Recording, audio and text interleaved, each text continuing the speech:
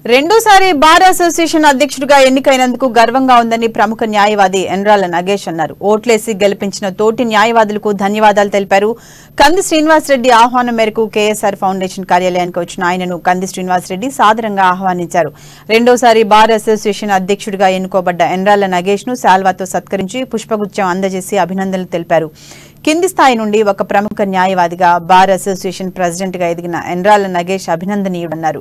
కంది శ్రీనివాసరెడ్డి కష్టపడి చదువుకోవటం వల్లనే ఇది సాధ్యమైందన్నారు. అందుకే ప్రతి ఒక్కరిలో కృషి కసి ఉంటే అనుకున్నది సాధించవచ్చని ఆయన సూచించారు. పేదరికంలో నాలాగానే నేను కూడా పేద కుటుంబంలో పుట్టిన, ఆయన కూడా చాలా పేద కుటుంబంలో పుట్టి ఈ స్థాయికి రావడం అనేది చాలా మంది న్యాయవాదులకే కాదు, అనేక ఫీల్డ్లో ఉన్న వాళ్ళకి కూడా ఇది ఒక గొప్ప స్ఫూర్తిదాయకమైనటువంటి గాథ ఎవరైనా కూడా. ఇంకొకటి ఏంటంటే, తనకి ఆయన అమ్మ తరపున 7 తరాలు, నాన్న తరపున 7 తరాలు రాజకీయాల్లో లేరు, వ్యాపారంలో లేరు, న్యాయవాద వృత్తిలో లేరు. ఆయనే తొలి తరం న్యాయవాది అనుకోవచ్చు. ఇట్లా ఒక బార్ అసోసియేషన్లో ఎటువంటి బ్యాక్గ్రౌండ్ లేకుండా గెలవడము చాలా ఆయన సొంత కార్యాచరణ.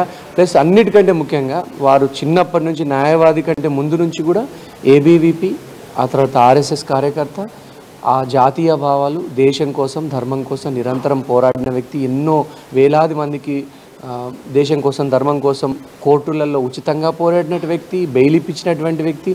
ఆయన సేవలు మనం కాదనలేము. అధికార పార్టీకి ఎదురొడ్డి వాళ్ళు ఎన్ని ప్రలోభాలకు గురి చేసినా వాళ్ళకి ఎదురొడ్డి ఎటువంటి వనరులు లేకుండా, ఆర్థిక వనరులు లేకుండా, ఆ మందబలం, అర్ధబలం, అంగబలం ఏం లేకుండా గెలవడం అంత సాధ్యమైన విషయం కాదు. చాలా దారుణంగా విలువలు దిగజారినాయి. కానీ న్యాయవాదులు తమ చైతన్యాన్ని నిరూపించుకున్నారు. అది మాత్రం మనం ఒప్పుకోవాలి. బార్ అసోసియేషన్ అధ్యక్షునిగా రెండోసారి ఎన్నికైన తర్వాత నన్ను ఆహ్వానించి మరి సన్మానించినందుకు నేను సోదరుడు కంది శ్రీనివాసరెడ్డి గారికి మరి ఐ థ్యాంక్ఫుల్ టు కంది శ్రీనివాసరెడ్డి హూ ఫెలిసిటేటెడ్ మీ. మంచి జాతీయ భావాలు కలిగినటువంటి పార్టీ అధికారంలోకి రావాలా, నరేంద్ర మోడీ గారు ప్రధానమంత్రి కావాలా, బండి సంజయ్ గారి నేతృత్వంలో తెలంగాణలో అధికారం రావాలా, మరి ఆ లక్ష్యంతో ఇలా కేఎస్ఆర్ ఫౌండేషన్ను కూడా జాతీయ భావాలతో ముడిపెట్టి ఏ రకంగానైనా బీజేపీ గెలవాలనే ఏదైతే లక్ష్యం ఉందో దానికి నేను స్వాగతిస్తున్నా.